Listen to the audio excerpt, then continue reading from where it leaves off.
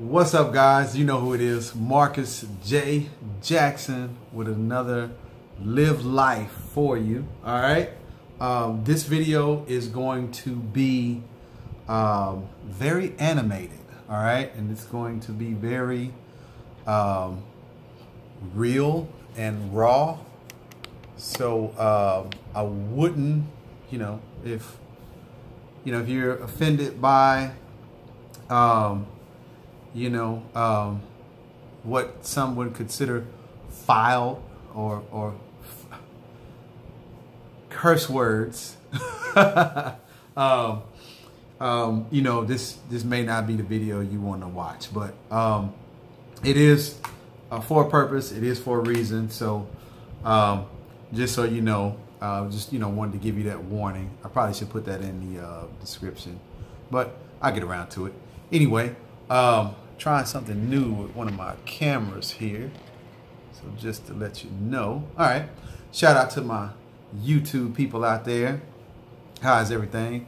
Good to see you this morning. Good to see you this morning. All right. So it's 12:01. So we're going to get rocking and rolling.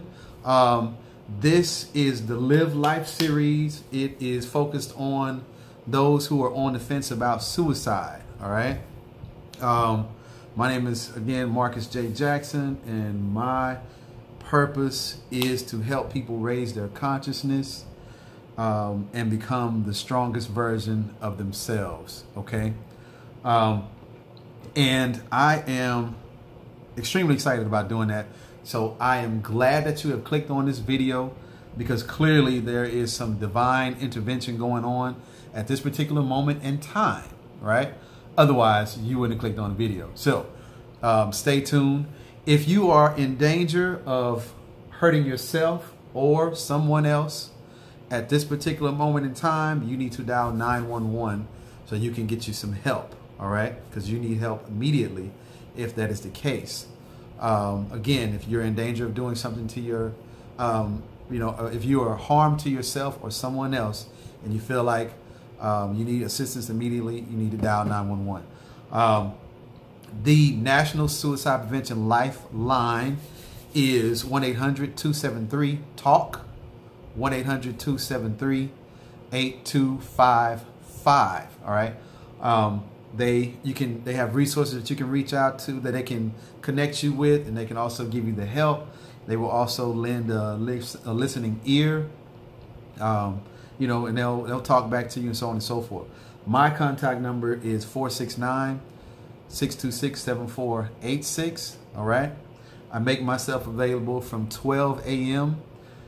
in the morning until 2 a.m. Right. You can, you can call. I'm on, clearly I'm on the video right now.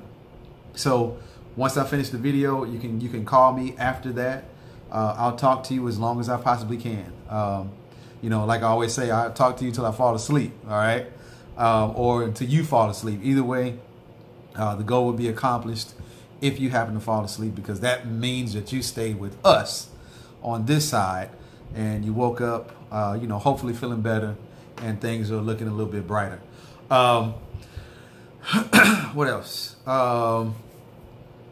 This is a completely judgment-free video outlet, channel, whatever you want to call it.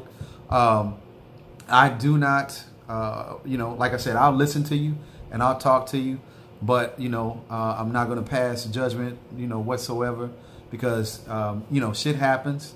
People go through things, and that's all a part of living life. All right. Death is a part of life. That's one thing that we got to understand, that death is a part of life. And some of us have our ways of dealing with life. And sometimes we feel like transitioning ourselves is the answer to life's problems or issues or those challenging situations. With that being said, I am going to fix my computer quick. All right, just in case. All right, cool. All right, so let me check the chat real quick. Hey, what's going on, Daniel? Good to see you tonight, man. Please share this video. If you know of someone else that needs the resources that are provided on here as well, there's some other numbers for international as well as other countries in that list of resources that I put in the description. Share this video. Let people know that there is an outlet, a resource, and they can always, there's somebody out here that's listening to them that doesn't want anything from them. All right. Today I had some questions, and one of the particular questions was, what is your experience with suicide? And I, talked to the person, and we actually had a phone conversation about, my experience with suicide. I've worked in, military. I've been in the military, corrections, law enforcement, and different levels of security. So I've had a great deal of experience with suicide. It's strange because I had even suppressed this, this information myself, just completely disconnected from it, almost as if it had never happened. But it is something that I've had to talk people down from. And one particular story that I'm going to share with you tonight was with one of the calls that I was the first responder to, of a young lady who attempted, who was attempting, in the process of attempting suicide. So I'll start on that here in a little bit. Once again, if you are just joining and you are on the fence about suicide and you are in danger of harming yourself or someone else, please call 911. All right. If you need to talk to someone, or you need someone to listen to you, you can call 1-800-273-8255. That is the National Suicide Prevention Lifeline. If you are in another country, please look down at the resources and find the number that suits where you are, and please call and get some help. All right. Please feel free to comment. You can also email me at marcusjjackson@hotmail.com. Again, that's marcusjjackson@hotmail.com. You feel free to inbox me. All right. Like I said, I will listen to you. I will give you a judgment-free ear, and I will give you judgment-free feedback. Okay. All right. So let's get started. All right, everybody, take a deep breath.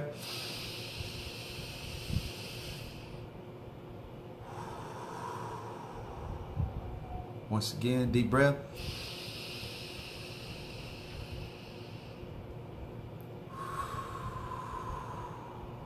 This time, take a deep breath. Connect your feet to the core of the center of the world. Wrap your feet around it and hold on, grounding yourself, keeping yourself nice and stable and connected to the physical. Deep breath.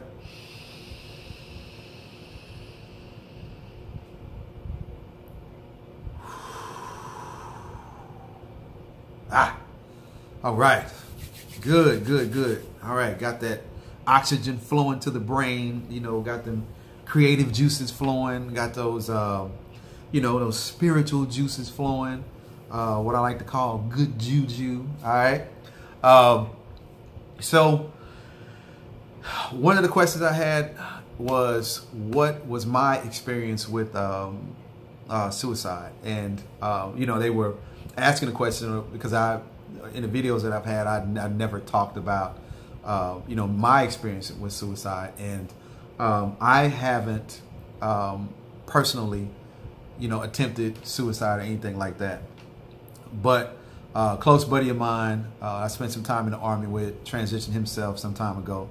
And, we were really close, and we were really good friends. And it was it was completely out of nowhere. But, we'll talk about that story as well. But tonight I'm going to share with you one of the calls that I got while I was on patrol. And this young lady, the call came over the radio, and it was called 60. The 10 code is 67. It was a 1067, and this young lady, they were saying that this young lady was walking down the street, talking to herself, and walking in and out of traffic, right? And on this one particular street, there's very, very heavy traffic, and it's very busy. All right, it's an extremely busy street, and it's not a street for anyone to walk on, especially the time of the day that she was walking. Okay, so it's clearly she's experiencing some suicidal tendencies at this particular time, and you know, once I made it to her, you know, I called her in, showed myself on the you know, on the scene, and I pulled over, and I said, hey, you know, excuse me, ma'am, I want to you know, talk to you real quick. You know, the call came over the radio that you know, you're walking in and out of traffic. I said, it's really, really dangerous. You know, don't do that. So her immediate response is like, I'm not no hoe. I'm not no hoe. I'm gonna tell you right now, I'm not no hoe. And I'm like, what? I said, did I sound like I said you were a hoe? What do you mean? What are you talking about? She's like, I'm not no motherfucking hoe. I'm just telling you that right now. You know, you this, y'all men do this, and you know, her exact words was, you niggas do this and you niggas do that. I'm tired of this. You know, fuck, I don't want to be here. Fuck all y'all. Fuck all this. I don't want to be bothered. You know, leave me alone. So as she's doing this, she's walking, and mind you, I left my patrol car, you know, running, thinking that she was going to stop and I was going to be able to talk to her. However, it didn't work that way. So I said, okay. I said, well, ma'am, just give me a second. I said, hold on. And, you know, she wouldn't stop walking. So at this particular time, I did not want to put my hands on her because it's clearly she's distraught and, you know, something's wrong, right? So I said, okay. Give me a second. I said, give me a second. So I pull about a couple of, maybe about 40 yards in front, and I parked in one of the shopping center parking lots, and I walked back towards to where she was, and I said, hey, you know, ma'am, I'm here to help. You know, I'm here to help. And she's steady. It's almost like she's in this trance, like, you know, deer in the headlights look, and like completely zoned out. And she's saying, I'm not gonna be treated like this. You know, I got kids and I ain't got time for this shit. And, you know, y'all motherfuckers this and y'all motherfuckers that. And I'm like, what? I said, no. I said, who are you talking about? Is somebody bothering you? You know, what can I help you with? You know, and I said, what can I help you with? She, you know, it's like she snapped out of it. And she was like, you know, what do you mean? You know, what are you talking about? Right? As if this was my first time even talking to her or addressing her, right? So I'm like, okay, you know, I went ahead and I called for backup because, you know, you never know how these situations are going to turn out. So if she is talking at the time what I deemed belligerent, hysterical, all these kind of things, and I mean, her voice is fluctuating up and down. She's mad one second, then she's cool one moment. She's mad one second, she's cool one moment. So I said, okay, you know, I called for backup, you know, just to have somebody there, just in case things went sideways.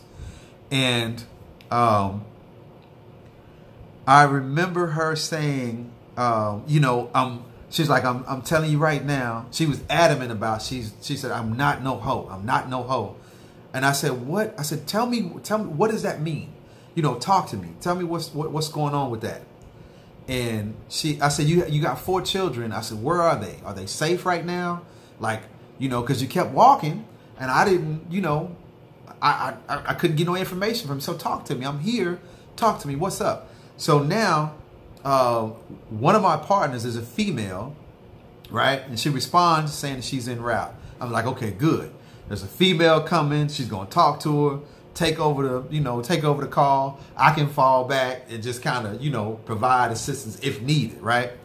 So the young lady is halfway calm, right? You know, she's still, you know, hysterical, kind of not hysterical, but she's still talking loud, right? And a lot of times, you know, you view that as aggressiveness, but her mannerisms were clearly, you know, not aggressive. She was just talking loud, right? So my partner pulls up, and she, and the young lady steps off the curb, and she's like, no, fuck this. You know, I don't want to deal with this shit no more. I ain't got to deal with this shit no more. And she steps back into the street, and I'm like, oh, I'm like, hey, listen, you can't do, I mean, it's cars are coming down the street at an easy 45, 50 miles an hour, you know, which, yeah, I mean, it could be enough time to stop, but it's not one of those, I don't know how to explain it, but it's not one of those streets that you want to be walking on, because it's not good to be walking on this street. So I said, ma'am, I said, you got to come out of the street, you know, and I step off the curb as well, you know, and I'm trying to hold traffic back. I got my hand up trying to hold traffic back, right? Hey, you know, I'm like, hey, all right, hold on. So I put my hands on. I said, hey, listen, I had to take her by her shoulders and pull her back to the curb. I was like, you got to stay on the sidewalk. So my partner's, she's coming with the taser. So, and the young lady sees her, and she automatically goes, bitch, I wish you would. Bitch, you got me fucked up, and blah, blah, blah, blah, blah, blah. And, you know, starts wanting to fight. And I'm like, whoa, hey, okay. Listen, relax, you know, relax. Me and you are good. Let's focus right here. Okay? Me and you talk right now. This bitch trying to shoot me and all this kind of shit. I'm not finna die out here tonight. You know, you got me fucked up, blah, blah, blah, blah, blah, blah. So I'm like, I said, okay, Benson, I got it. And my partner is like, I'm not finna let her take you back into the street again. She's like, she, you know, I'm finna, you know, she's ready. She's got the taser and the whole nine. She's ready to do it, right? And I'm like, hey, I got it. Let me, I'm okay. I got it. So she was like, you want me to call off? And I'm like, yeah, just call off the call, you know, take yourself off the call, you know, go back 10-8, you know, which was, you know, showing that you completed, or, you know, back on your, back on your patrol. So I'm like, okay. I said, hey, listen, you got to work with me, you know. And at that time, my shift sergeant had heard the call and heard her say she was going to go back 10-8 without, you know, saying why and so on and so forth. So he's en route as well, right? So now I'm talking to her again. I was like, it's me and you.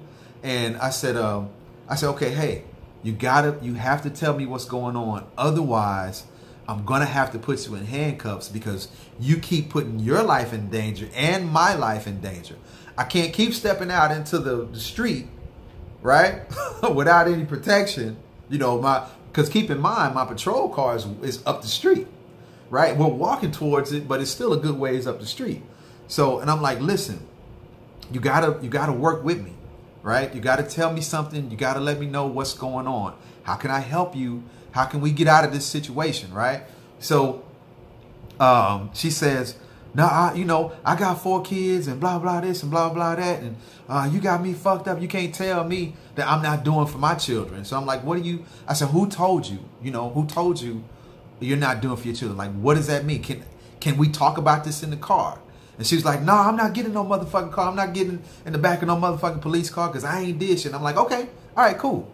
Right? So at the same time, she's motioning and making the steps toward the freaking street. And I'm like, you got to stay on the sidewalk. I said, you know, you can't. So now my sergeant at the time pulls up, right? And he's looking at me like, you know, what's going on? And I'm like, I got it. I said, I got it. Let me, you know, let me finish talking to her, because I'm gaining some ground. And I said, just give me a second, right? Before you approach, because anytime your partners feel like you halfway in danger, right? They're as police officers, they're ready to take action immediately. And it wasn't looking good, because, you know, if, let's just say the inevitable happens and she ends up, pushing me into traffic. I don't have any protection, so, I'm done for it, right? But I felt like it wasn't going to go there. So, I was willing to take the chance, and deal with her. So I said, hey, let me work with her. I got it. So he gives me this look like, you sure? You got it? So my partner that just left, the female officer, clicks over on the radio and says, hey, Sarge, he wants to pull back. He wanted me to pull back. So he said, go ahead and pull back. He says he's got it. So I'm like, okay, cool. So he gets in the car and leaves. And I'm like, okay. I said, ma'am, you done chased all my friends away. You got to let me help you now. All right. You got to let me help you. What's going on? And so she kind of, you can see the walls kind of break down because now, I'm assuming that she feels like she trusts me. Right. So now she begins to talk about the situation with her children and their father. Right. So she starts to talk as if she's talking to the father of her children, right? Not necessarily talking to me. She begins to go off. I said, well, what? I said, well, tell me what's going on. She says, motherfuckers out here talking about they got this and they got me this and they gonna take care of me this and they gonna take care of me that. Motherfucker, you ain't taking care of me. You ain't taking care of your kids. And I'm like, okay, all right. I said, what else? What else? What's going on? Where is this going? Right? So she says, you don't tell me I can't take care of my motherfucking kids and all this. She's like, they got me fucked up, blah, blah, blah, blah. And I said, okay. I said, who? Who are you talking about? And she's like, my baby daddy, my motherfucking baby daddy. So I'm like, all right, I get it. I'll say, I get it. So she says I needed money, for my children. We got 4 children together. I needed money. And, his response is, why do you need money? What's going on? You're not doing everything you can do to take care of your children. Otherwise, you wouldn't need money. And, basically just hitting them with a bunch of negativity, right? So she starts talking about how hard it is. She can't work because she can't afford to put them in daycare. And if she works, she's just working to put them in daycare. She's not making any money and so on and so forth, right? So I'm like, okay, excuse me, where are the children now? Are they safe? She said, yeah, the children are with my mom. I said, okay, cool. I said, well, do you have a job? What's going on? What are you doing to make money? So she said, I'm telling you right now, I'm not no goddamn hoe. I'm not no motherfucking hoe, and I'm not finna be no hoe. I said, why do you keep saying? I said, I've not said that. I said, why do you keep saying that? So it turns out her baby's daddy, as she says that she's not doing everything that she can do to take care of her children or to make money, because his response to her is, you're not out there selling ass. And I'm like, the hell? I'm like, I said, are you, so as a police officer, you're supposed to take all, take everything with this, stern face and, no emotion, none of that. But when she said that, I was like, huh? I was like, you got to be kidding me. What? I said, how does, I don't know. I don't know. And I was like, so he said to you, you're not doing everything you can to take care of your children, in order to, that's what I'm getting. So in order to do that, you got to sell ass. Like, so then it, everything, clicked, and I'm like, wow, that's why she's saying she's not a hoe. She's what people were complaining about her walking in and out of the street, talking to herself, and so on and so forth. So yeah, you're going to label that person, suicidal, schizophrenic, all these kind of things. And even us, we have the 10 code to label them, so we can know what we're dealing with. You know what I'm saying? As somebody who is mentally unstable, right? So it's like, you know, and in that situation, what do you do, right? How do you, as being a young woman in that situation, how do you handle that?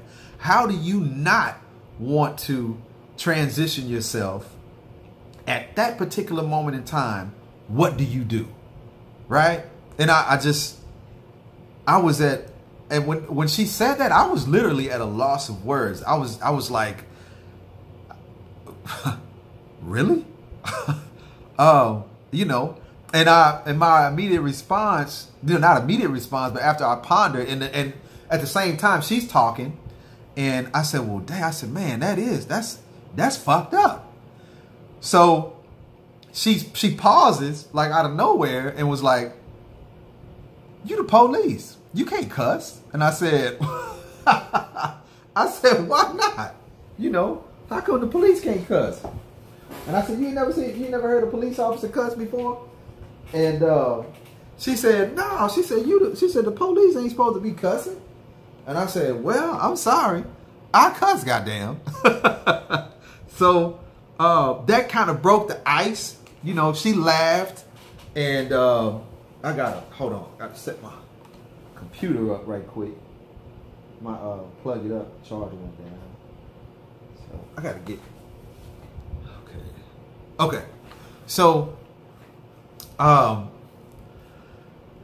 she laughed, which I was like, okay, good. You know, I got her laughing, and you know, let me start building, you know, a little more trust and try to find out a little more about what's going on, you know. And you know, and basically at that time I had, you know, all the information that I needed, but she's still, you know, acting as though she's talking to, you know, her children's father, like right there, right? And she's, you know, no, you got me fun. I'm not finna be out here, you know, selling ass, and you know, cause I'm not a hoe, and blah blah this and blah blah that. So I was like, okay, you know, I totally get that. I understand that, and I'm like, wow, you know, I can't believe, you know, he said something like that. I said, well, you know, let's do this. I said, come to the car with me. Come over to the car with me, which was way away from the street. Okay. I said, come to the car with me. Let's talk and, you know, figure out what we can do. So now she's following me over to the car, and I'm like, yeah, you know, this is good. 90% of the battle is over with. And she, you know, and she begins to say, I don't want to go through this, and, you know, I don't have to go through this. You know, if I leave this motherfucker, then he gonna be on his own. You know what I'm saying? You know, she wants to get him back, right? There's that revenge wanting to come back by, you know, committing suicide. She's getting back at him, right? And I'm just like, oh, wow. And I'm like, no. I said, listen, you know, there's a shelter that you can go to. You know, and she talked about how, you know, her and her mom, they don't get along, and in the midst of all this, right? So, and I mean, and mind you, this is happening fast, right? I know I'm trying to make sure I get you every single detail, and build the story for you. That's why it's taking longer. But all this happened like maybe 5 minutes, you know, maybe 5 minutes, maybe then after we got to talking, maybe 10 minutes. So maybe the whole call probably took, you know, maybe 15 minutes. And we were, you know, we were on our way to the shelter. But, you know, she finally, you know, I was like, hey, let me take you to the shelter. She's like, no, I'm not getting it. She was still, you know, still what we would call hysterical, still belligerent, you know, talking loud, you know, fussing and cussing and, you know, the whole nine. But eventually she ran out of steam. Okay. She ran out of steam and she stopped. You know, it was like, I finally got all this shit out. You know what I'm saying? Like I finally got to tell somebody what was going on. Right. You know, she spent all this time talking to herself, walking up and down the street and in and out of traffic, you know, basically crying out for help, saying, you know, hey, somebody help me. you know, I need to talk to somebody. And these are signs that you can't, I mean, it's a, you know, you have to, you have to see. And even if you are an experienced, you know, you're certified and you're a first responder and, you know, you're a police officer and you're just trained to handle any situation that comes your way.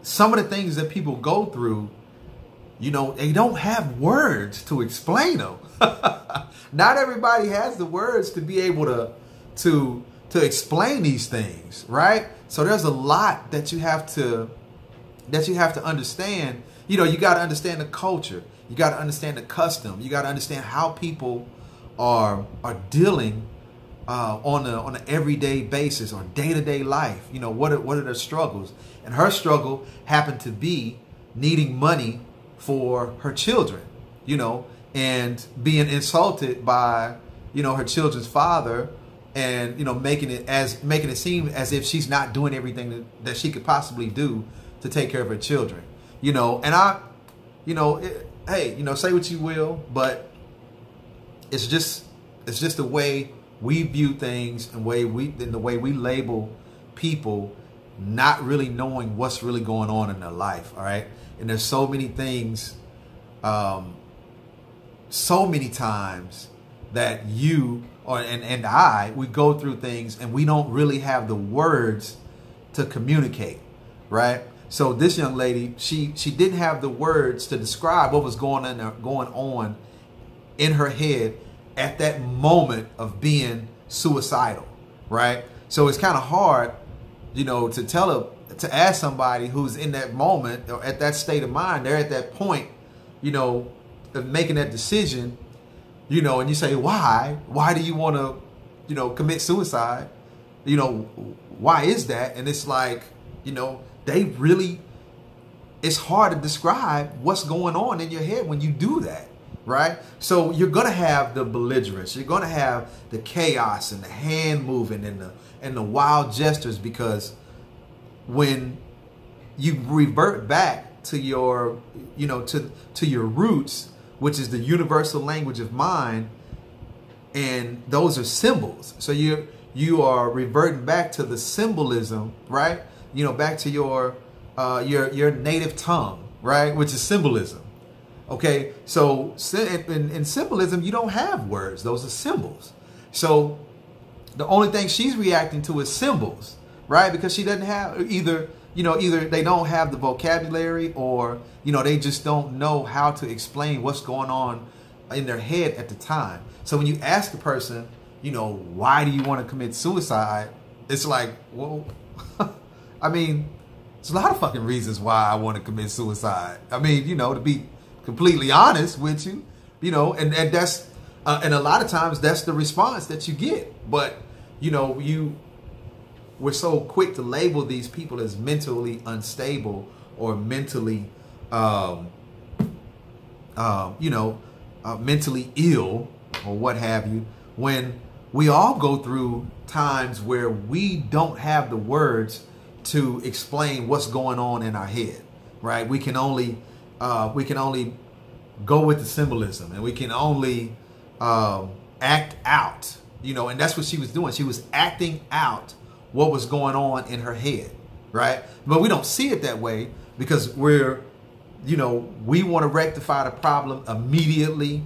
We want instant gratification, and we on both sides, right? On the responding side and on the opposite side, because we want whatever situation is happening to us to stop, right? But we have to go through that process of de-escalating, breaking things down, trying to figure out, you know, being personable, right? Being that person that you can talk to, you know, listen to the people, right? Find out, you know, what's going on with them, you know, before we pass judgment on them. And, you know, before you know it, you know, you're getting that phone call or you're reading an article where, you know, the young lady has committed suicide, you know, by stepping out into traffic, you know. And it's very unfortunate that, you know, people just, I mean, they just aren't aware. And mental health is something that we need to talk about. If you are suicidal and you are on the fence about whether you want to stay on this side or not, I want you to know that there's nothing wrong with you, right? There's nothing wrong with you, because everybody at some point has thought about, transitioning themselves at some point in some situation, even if it's just sarcastically speaking, right? You still thought about it. Okay. So if you say that you haven't, you're lying to yourself and you're lying to other people, right?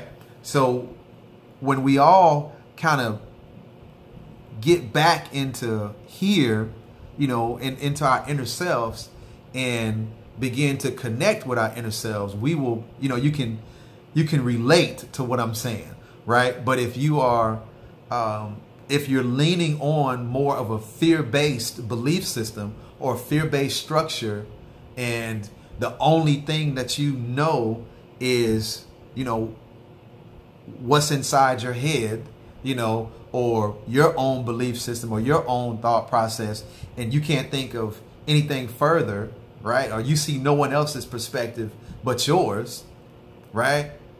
That's where we begin to become ununited. We begin to become judgmental. We begin to see things in a totally wrong perspective, right? So, it's just it's not what we thought it was at all. And in that particular situation with a young lady, she has, very little income. She's trying to work things out with, getting income, working things out with the father, and things have become overwhelming, right? The children need things and so on and so forth. And, he may be doing what he can to contribute, then again, he may not. But at that particular time, that's an overwhelming circumstance, regardless of what we want to say about it or whatever.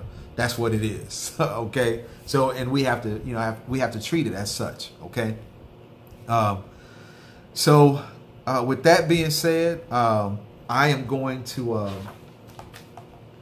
go over some notes that I wrote earlier.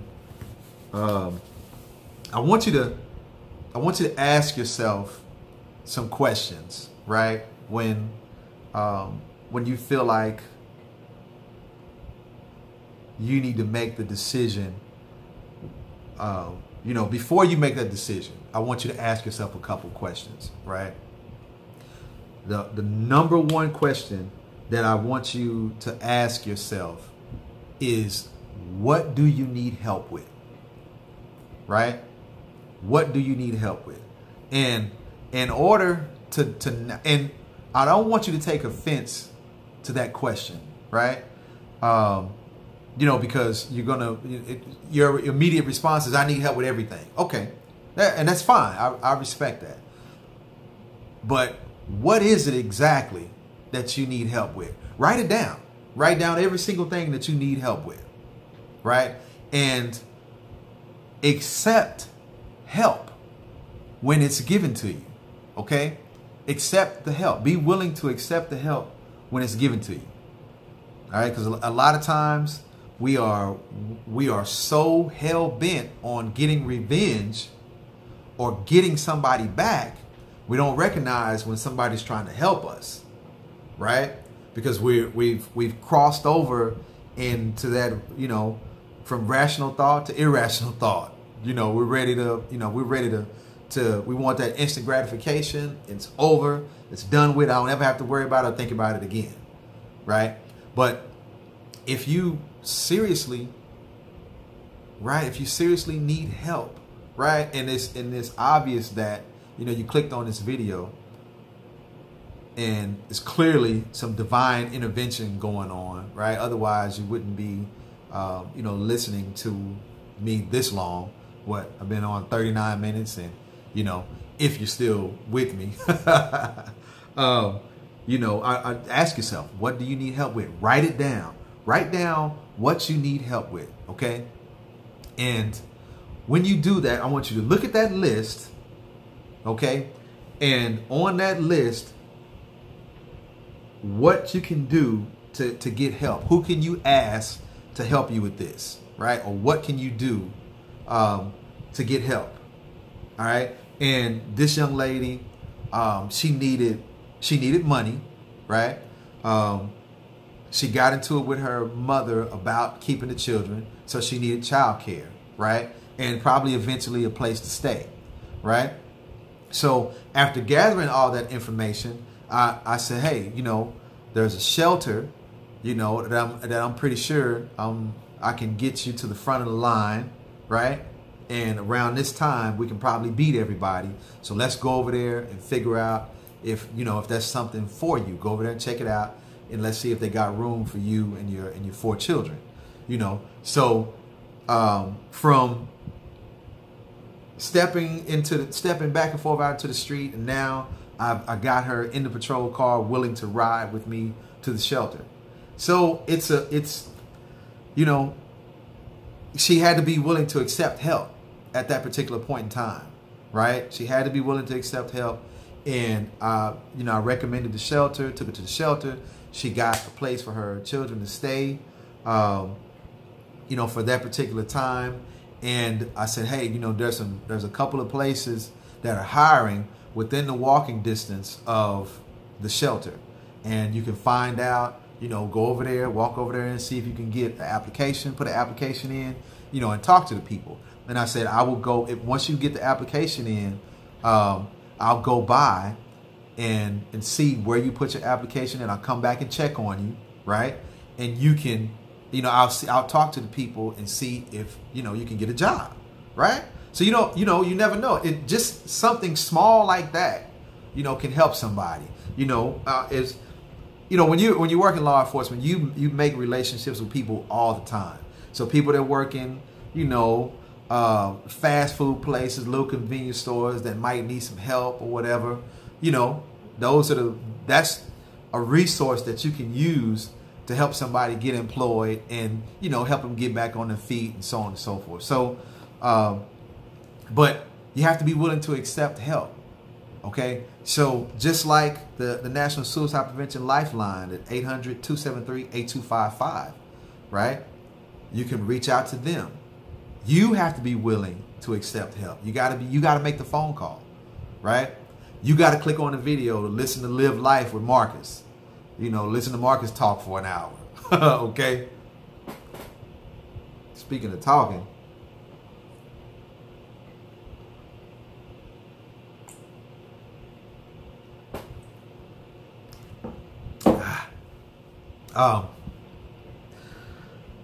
yeah, you got to be willing to accept the help and write those things down. And as you look at that list, find out where you could go.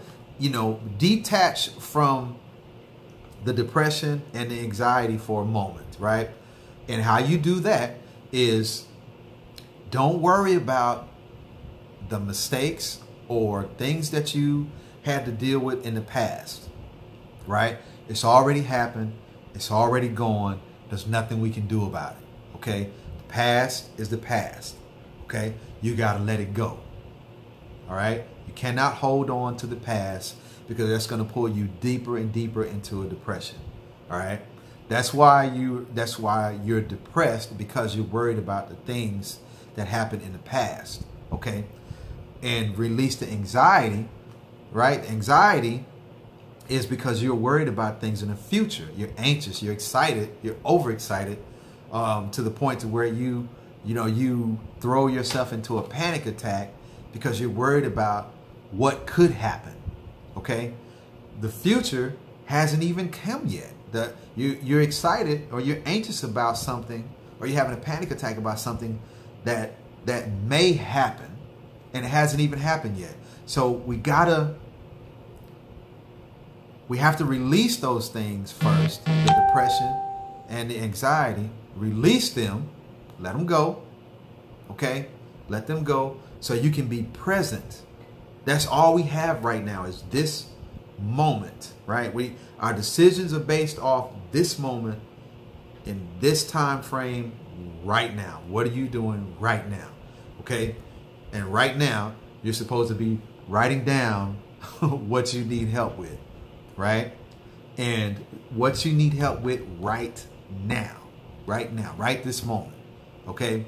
Focus on the list, separate the list of things that you need, scratch out the things that happened in the past, scratch out the things that you want to happen in the future. What do you need help with right now? Okay, and what resource can you use to get help with whatever it is you need help with? Okay, that's number one.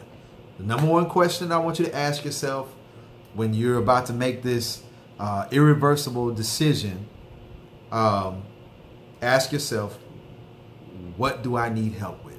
What do you need help with? Okay, let that process for a minute. Okay, just let that process for a minute and think about it.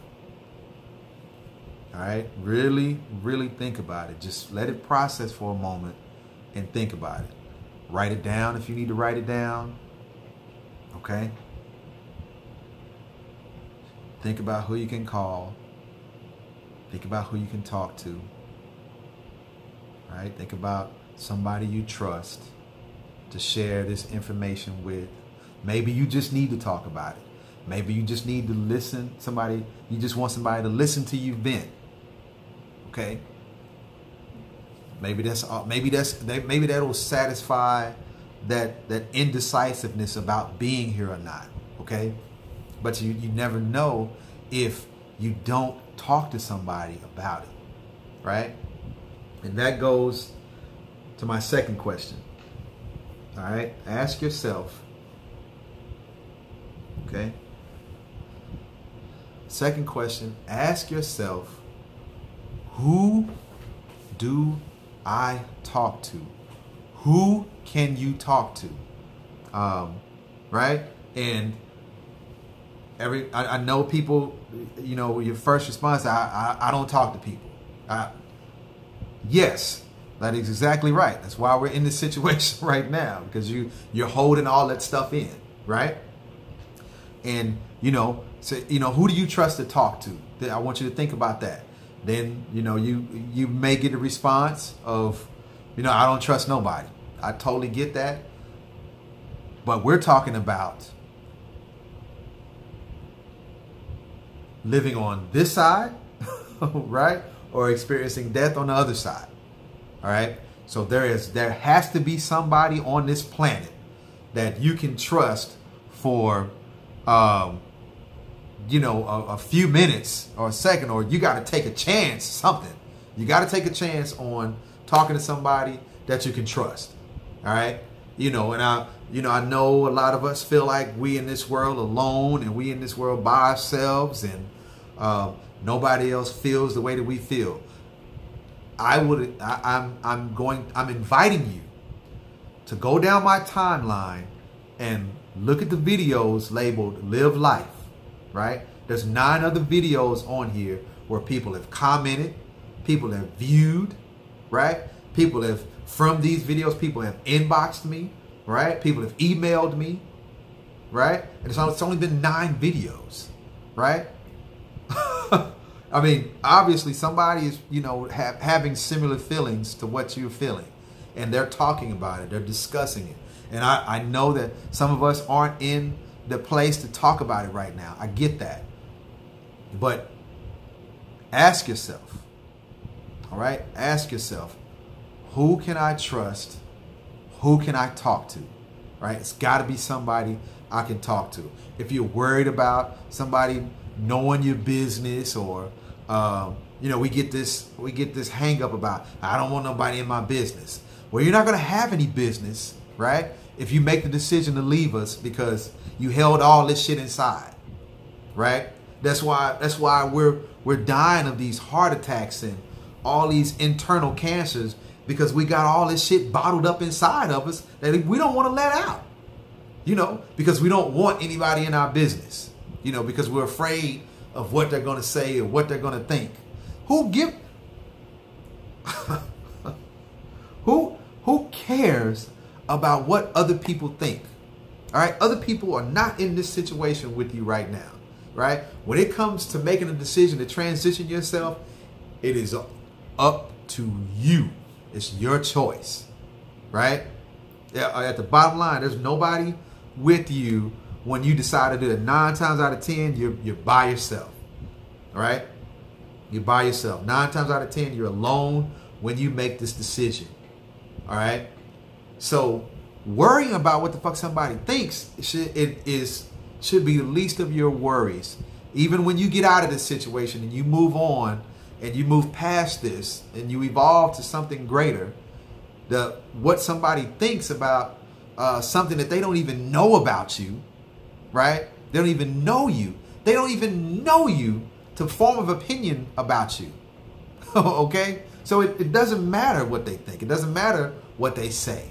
All right? So there's no need to worry about, you know, trusting somebody because you don't want your business out there, right? You know, it's not worth, and I'm not saying, you know,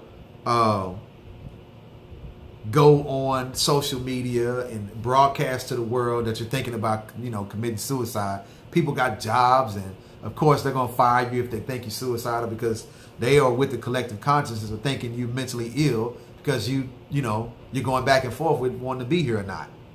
You know, I mean, it's a lot. So of course, find somebody that you can trust. All right. And talk to them, preferably face to face. Oh, okay. If you're worried about, you know, social media backlash, talk to somebody face to face. All right. And we got to get back to that anyway. All right. Who do you trust to talk to? All right. That's going to be the second question. Who can I talk to about my situation? Number one question, right, is what do you need help with? Right? What do I need help with? Okay. You're going to write down everything that you need help with. Number two, right? Who can I talk to? All right. Who can I talk to? How can I find somebody I trust to talk to? Right? And write down all the people that you think you can trust. I don't care if it's one.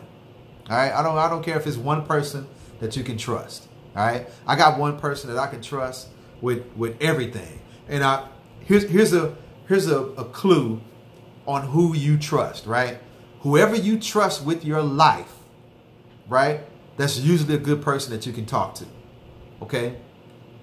All right? That's how you can find out. How do you find someone that you trust? You know, just go through the list of people, and whoever you trust with your life, whoever you, if it's about to go down and you want this person on your side when it's going down, that's the person you talk to.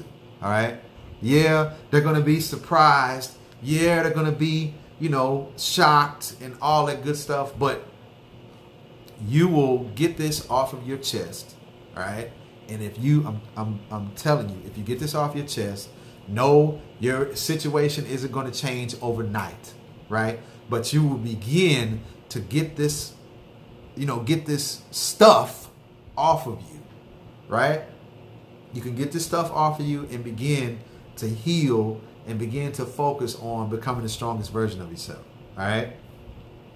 So write down all the people that you can trust and that you can talk to, preferably those that you trust you know, if you trust them with your life, they're probably a good person to talk to, all right? So, and my last question, you know, that I want you to ask yourself before you make that irreversible decision, right? I want you to ask yourself, who is going to find me?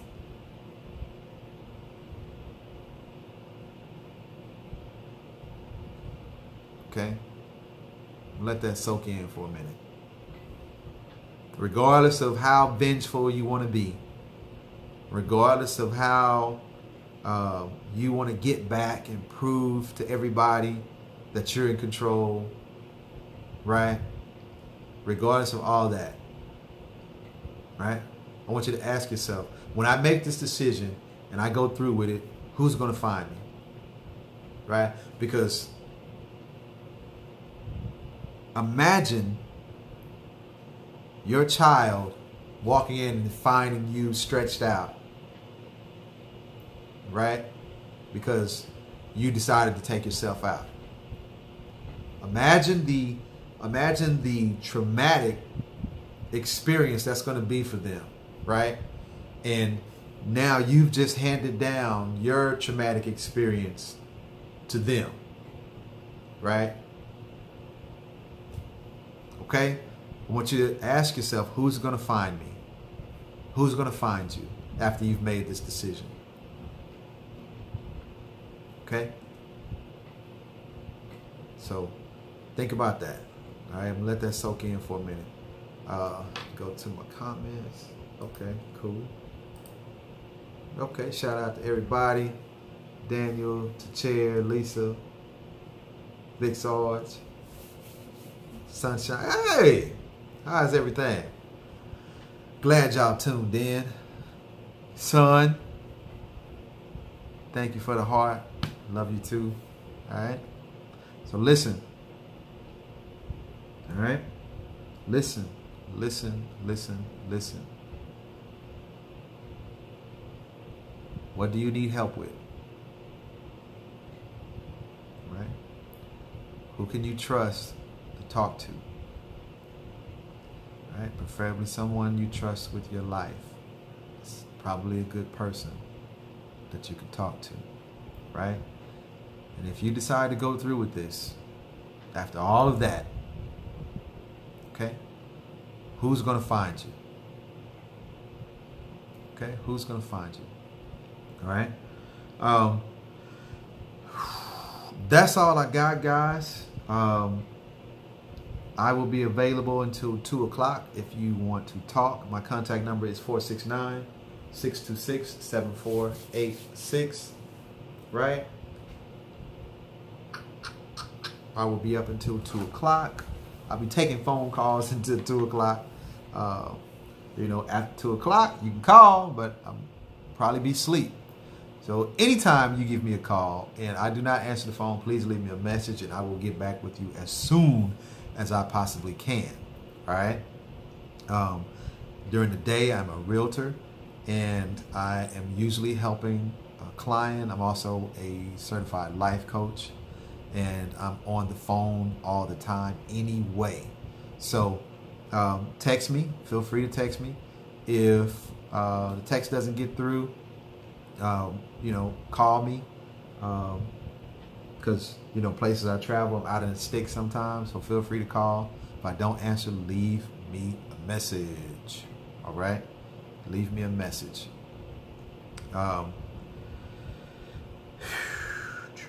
Somebody asked about donating.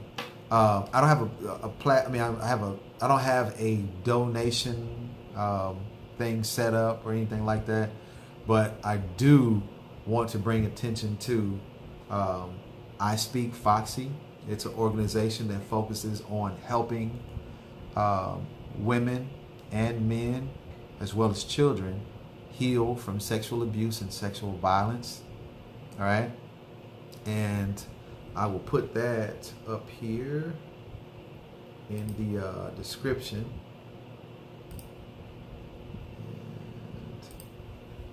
See, cash.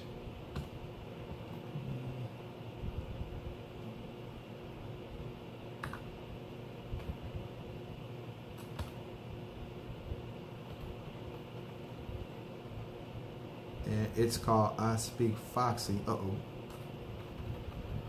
And she does a lot of volunteering. I want to say there's a dot in there too. But y'all know how to use the Cash Me app or whatever. So yeah, hopefully that'll work.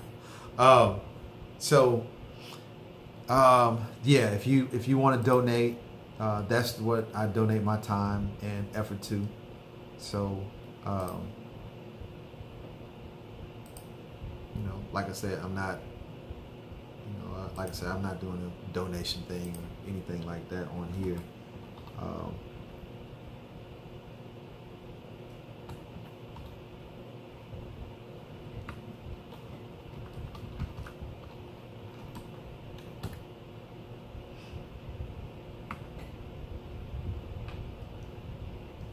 Okay.